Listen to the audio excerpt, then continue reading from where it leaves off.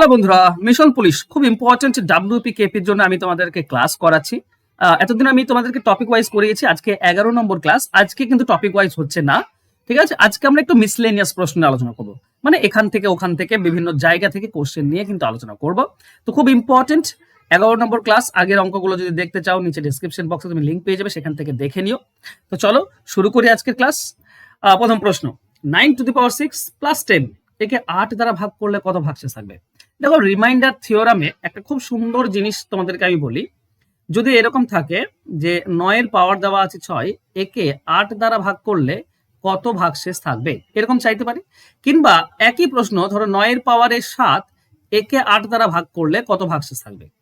তো মনে রেখো, যদি এখানে 9 আছে, বেস হচ্ছে 9 আর এক কম 8 দিয়ে ভাগ করছি, এখানে বেস হচ্ছে 9 এক কম দিয়ে ভাগ করছি, যদি বেসের থেকে এক কম দিয়ে ভাগ করি তাহলে ভাগশেষ সবসময় এক হয়, পাওয়ারের জোড় থাক বা বিজোড় থাক। তো রিমাইন্ডার সবসময় 1 হবে। ওকে, আবার আচ্ছা বেশ, আমি অন্য আরেকটা আছে থিওরাম আছে, সেটা আমি পরে আসছি। এখানে দেখো এটা দুটো ধরো ঝুড়ি আছে, একটা 9 পাওয়ার 6 এতটি আম আছে আর একটাতে 10টি আম আছে। তো এটাকেও আমি 8 জনের মধ্যে ভাগ করব, এটাকেও আমি 8 জনের মধ্যে ভাগ করব।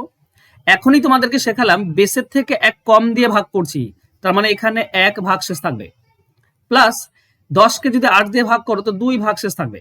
তাহলে মোট পড়ে থাকলো 3টি আম, মানে 3 ভাগশেষ পড়ে থাকলো। অ্যান্সার হবে অপশন ডি। ক্লিয়ার?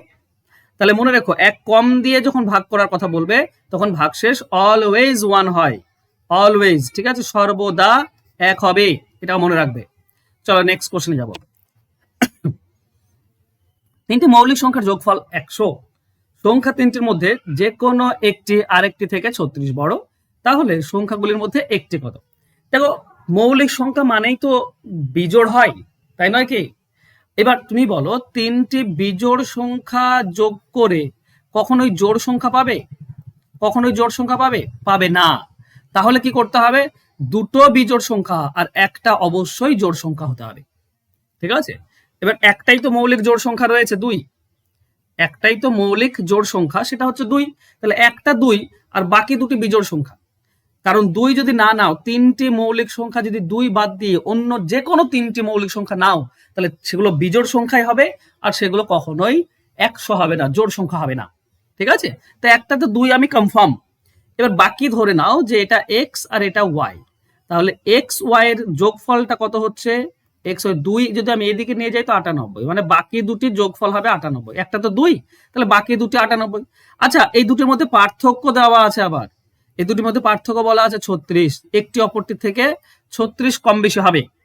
তাহলে যোগফল আর বিয়োগফল যদি বলা থাকে, তাহলে মনে রেখো বড় সংখ্যা বের করার নিয়ম কি? 98 যোগফল আর বিয়োগফল যোগ করে 2 দিয়ে ভাগ, ঠিক আছে? তার মানে 134 মানে হবে 67। 67 অপশনে আছে, আছে, অপশন ডি হবে উত্তর। আচ্ছা, 67 অপশনে না থাকতেও পারতো, তখন আমরা ওয়াই এর ভ্যালু বের করতাম। ওয়াই এর ভ্যালু হচ্ছে বিয়োগ করে 2 দিয়ে ভাগ, মানে 98 মাইনাস 36 ডিভাইডেড বাই 2, মানে কত? তো 92, 62/2 31। 31 হচ্ছে আরেকটি মৌলিক সংখ্যা। এটা অপশনে দুটোর মধ্যে একটা থাকবে, 67 কিংবা 31। 67 আছে, সেটাই আমাদের অ্যান্সার হলো। ওকে, চলো নেক্সট কোশ্চেনে যাব। নেক্সট কোশ্চেনে বলা হয়েছে যে কোন 2 অঙ্কের সংখ্যা পুনরাবৃত্তি করে 4 অঙ্কের একটি সংখ্যা গঠন করা হলো, যেমন 56 56, 89 89, এরকম যে কোনো সংখ্যা কত দ্বারা বিভাজ্য? এখানে সর্বদা কত দ্বারা বিভাজ্য হবে সেটা আমাদেরকে বের করতে হবে। তো এই ধরনের অঙ্ক সর্বদা কত দ্বারা বিভাজ্য হয় জানো? দেখো, জোড় জোড় আছে, 56 56, তাই তো? তো এই 56-এর জন্য একটা 1, এই 56-এর জন্য একটা 1, আর মাঝে একটা শূন্য, দুটি একের মাঝে শূন্য বসিয়ে দাও, হয়ে যাবে উত্তর। মানে আমার বলার বক্তব্য, যদি এরকম থাকতো, ধরো এরকম দেওয়া আছে তোমার 37 37 37, তাহলে কত দ্বারা বিভাজ্য হবে? কিচ্ছু না, এই 37 মানে 1, এই 37 মানে 1, এই 37 মানে 1, মাঝে একটা করে শূন্য, বাস এইটা দ্বারা বিভাজ্য হবে। বোঝা যাচ্ছে আমি কি বলতে চাইছি? আশা করছি বুঝতে পেরেছো। ওকে, তো এইভাবে আমাদের উত্তর আসবে, তার মানে 101, অর্থাৎ অপশন ডি হবে সঠিক উত্তর। চলো যাবো আমরা নেক্সট কোশ্চেনে। বলা হচ্ছে 0.1 ইন্টু 0.2 ইন্টু 0.1। আচ্ছা, 0.1 3বার আছে, ঠিক আছে? এখানেও 0.1 0.01 3বার আছে, মানে এইটাকে আমরা 0.1 তার কিউব বলতে পারি, প্লাস এইটা আমরা বলতে পারি 0.01 তার কিউব। আচ্ছা, এখানে 0.2 দুইবার আছে, তো আমি বলতে পারি 0.2 তার কিউব প্লাস এখানে 0.02 তার কিউব। খেয়াল করো উপর যেটা আছে সেটা তো থাকবেই আমাদের, 0.1 তার কিউব প্লাস 0.01 তার কিউব। ঠিক আছে, দেখো এগুলো শর্টকাট 1 সেকেন্ডে করা যায়, আমি 1 সেকেন্ডে আনছি না। এবার এখান থেকে 2 কমন নেব, 2 কমন নেব তো ভাই 0.1 থাকবে, তাই না? মানে 0.2 আছে, একে যদি তুমি 2 দিয়ে ভাগ করো তাহলে 0.1 আসছে। কমন নেওয়া মানে তো ভাগ করা, তাই না? তাহলে 2 যদি তুমি কমন নাও তো কিউব আছে পাওয়ারে, তো ভেতর থেকে 2 বেরোবে না, ভেতর থেকে 2 এর কিউব বের হবে। কারণ 0.2 এটাকে 0.2 এর কিউব এটাকে আমরা এরকম বলতে পারি 0.1 ইন্টু 2 তার কিউব। ঠিক আছে, 0.1 ইন্টু 2 তার কিউব। আশা করছি এই জিনিসটা তোমাদের মাথায় ঢুকেছে। ঠিক আছে, এটা ঢুকেছে। 0.2 কিউব তার মানে হচ্ছে 0.1 ইন্টু 2 তার কিউব। এবার 0.2 এখানে রয়েছে, আমি যদি বাইরে নিয়ে আসি তাহলে তো কিউব 2 এর মাথায় তো কিউব আসবে, কারণ গুণ হয়ে আছে। 0.1 এর কিউব হবে আবার 2 এরও কিউব হবে। ঠিক আছে, তার মানে যদি আমি 2 কমন নিই তাহলে 2 এর কিউব কমন যাবে, মানে 0.1 এর কিউব পড়ে থাকবে প্লাস এখানেও 0.01 এর কিউব পড়ে থাকবে। তো হবেটা কি হবে, উপর নিচে এটা কেটে যাবে, তার মানে উপরে থাকবে 1 আর নিচে হচ্ছে 2 এর কিউব, 2 এর কিউব মানে 8। তাহলে 1 ডিভাইডেড বাই 8 তার মানে কত হবে, পয়েন্ট দাও, 10 হচ্ছে না, 0 দাও 100, তাহলে হবে 12, 12.5 মানে 125। ওকে, মানে আমাদের হয়ে যাবে কি পয়েন্ট দিলাম 0 ও 8 দিয়ে ভাগ করা যায়, সরি এত বড় মিস্টেক কি করে হয়, 0.1 হবে। ঠিক আছে, 0.125 হবে। কেন? কারণ দশমিক দিলেই তো 10 আর 10 দিয়ে ভাগ করা যায়। ঠিক আছে, 8 কে 8, 2 এইটা হবে আমাদের উত্তর। আমাদের অ্যান্সার হয়ে যাবে অপশন সি। ক্লিয়ার সবার? চলো যাবো আমরা নেক্সট কোশ্চেনে। খুব মজার কিন্তু অঙ্কগুলো, এই অঙ্কগুলো অবশ্যই একটু প্র্যাকটিস করবে। নেক্সট বলা আছে 7 পাওয়ার 1000 একে 50 দিয়ে ভাগ করলে কত ভাগশেষ থাকবে। আচ্ছা, এখনই একটা থিওরাম তোমাদেরকে আমি শেখালাম, 7 পাওয়ার 1000 একে 50 দিয়ে ভাগ, কি না এক কম দিয়ে ভাগ বা এক বেশি দিয়ে ভাগ, কিন্তু 7 থেকে তো 50 এক কমও নয় এক বেশিও নয়। তাহলে কি করতে পারি আমরা, আমরা এরকম করতে পারি 7 পাওয়ার 2 ইন্টু 500 এরকম লিখতে পারি। 1000 মানে তো এটাই লিখতে পারি, তাই না? 7 পাওয়ার 2 তার মানে এইটুকু আমরা ঘিরে দিতেও পারি, মানে 7 পাওয়ার 2 মানে হচ্ছে 49, তার পাওয়ারে 500, একে 50 দ্বারা ভাগ করলে কত ভাগশেষ থাকবে, এইটুকুই তো চেয়েছে। এবার আশা করছি স্পষ্ট হয়েছে ব্যাপারটা, এইটা চেয়েছে। এবার এইটা যদি চেয়ে থাকে, ওকে 50 দ্বারা ভাগ করলে কত, তো তোমাদেরকে বললাম এক বেশি দ্বারা ভাগ করলে কি থিওরাম সেটা একবার তুমি জেনে নাও। ঠিক আছে, যদি এরকম থাকে ধরো 49 এর পাওয়ারে কোন একটা সংখ্যা দিয়েছে, ধরো 500 দিয়ে এক বেশি দিয়ে ভাগ করতে বলেছে। আবার এরকমও তো হতে পারে 49 পাওয়ারে দিয়েছে 501 বিজোড়, তাকে 50 দিয়ে ভাগ করলে কত ভাগশেষ থাকবে, এরকম তো দিতে পারে। তো মনে রেখো, যদি এক বেশি দিয়ে ভাগ করার কথা বলে তাহলে জোড় হলে, পাওয়ারটা যদি জোড় হয় তো অলওয়েজ 1 রিমাইন্ডার হবে, অলওয়েজ 1। কিন্তু বিজোড় হলে এই বেস, বেস মানে 49, এটাই হবে ভাগশেষ। মনে থাকবে, এটা মনে রাখবে।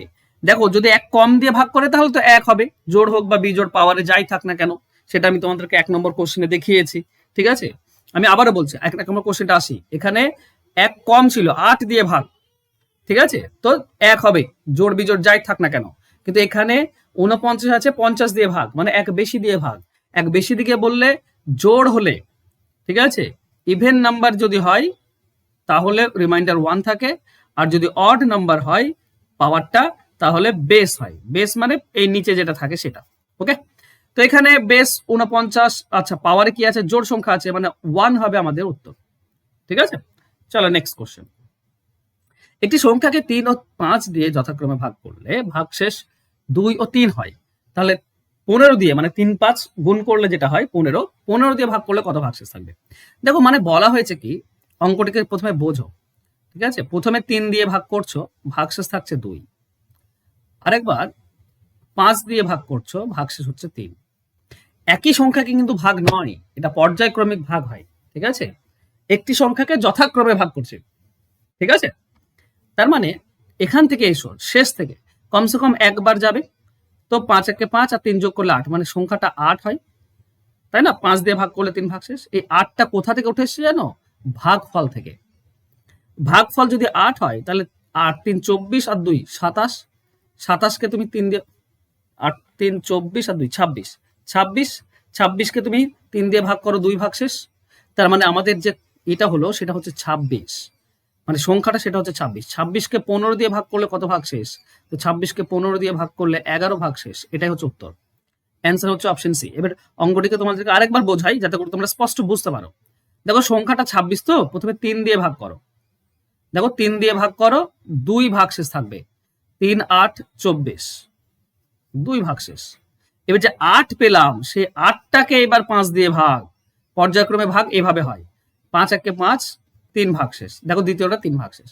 তাহলে করব কি করে? এই যে 26 সংখ্যাটা আমি বের করবো কি করে? 5 কমসে কম একবার যাবে, দিয়ে 5 1 5 আর 3, তাহলে আমরা সংখ্যাটা পাবো 8। 8 আমি এখানে ভাগ ফলে বসাবো। 8 আর 3 গুণ করলে 24, 24 আর ভাগশেষ যোগ, ঠিক আছে, ভাজক ইন্টু ভাগফল যোগ ভাগশেষ, তাহলে হবে 26 সংখ্যাটা। তাহলে 15 দিয়ে ভাগ করলে 11 ভাগশেষ থাকবে। এবার আমরা এভাবেও করি না, সব থেকে সহজ উপায় হচ্ছে 3 দিয়ে ভাগ করলে 2 ভাগশেষ আর 5 দিয়ে ভাগ করলে 3 ভাগশেষ। সরাসরি পেয়ে যাবে। যদি এই দুটির গুণফলেই আবার চেয়ে থাকে তাহলে এই যে নিচে 3 আছে, 3-এর সঙ্গে ওইটা গুণ হবে আর নিচেরটা যোগ হবে, বাস হয়ে যাবে উত্তর। 3 আর 3 গুণ করলে 3 আর 3 কোনাকুনি গুণ করলে 9 আর 2 যোগ করলে 11, এটাই হবে অ্যান্সার। অ্যান্সার হবে অপশন সি। মনে থাকবে? চলো নেক্সট কোশ্চেন যাব। দুটি সংখ্যার যোগফল হচ্ছে 105 আর ভাগফল 6, ঠিক আছে, সংখ্যা দুটির অন্তর কত? দেখো ভাগফলটা খুব ইম্পর্টেন্ট। ভাগফল 6 কখন হয়?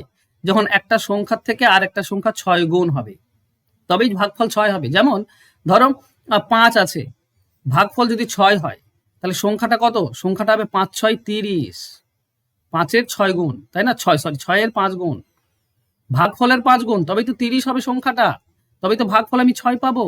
তাহলে একটা যদি ভাগ x হয় তাহলে আর একটা হবে 6 গুণ, তাই নয় কি?